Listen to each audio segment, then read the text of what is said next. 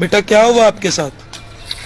ਮਾਮੇ ਦੇ ਵਿੱਚ ਮੈਂ ਰਹਿੰਦੀ ਹਾਂ ਤੇ ਲਾਹੌਰ ਵਿੱਚ ਉੱਥੇ ਕੰਮ ਕਰਦੀ ਸੀਗੀ ਇੱਕ ਘਰ ਵਿੱਚ। ਉਹਨਾਂ ਨੇ ਮੇਰੇ ਤੇ ਬਹੁਤ ਜ਼ੁਲਮ ਕੀਤਾ ਤੇ ਮੈਂ ਉੱਥੋਂ ਭੱਜਣ ਦੀ ਵੀ ਕੋਸ਼ਿਸ਼ ਕੀਤੀ ਤੇ ਉਹਨਾਂ ਨੇ ਮੇਰੇ ਵਾਲ ਕੱਟ ਦਿੱਤੇ ਤੇ ਮੈਂ ਉਹਨਾਂ ਨੂੰ ਕਹਿੰਦੀ ਰਹੀ ਹਾਂ ਕਿ ਮੇਰੀ ਮਾਂ ਦੇ ਕੋਲ ਮੈਨੂੰ ਛੱਡ ਆਓ। ਉਹਨਾਂ ਨੇ ਮੈਨੂੰ ਕਮਰੇ ਵਿੱਚ ਵਾੜ ਕੇ ਤੇ ਇੰਨਾ ਮਾਰਿਆ ਮੇਰੇ ਤੇ ਇੰਨਾ ਜ਼ੁਲਮ ਕੀਤਾ।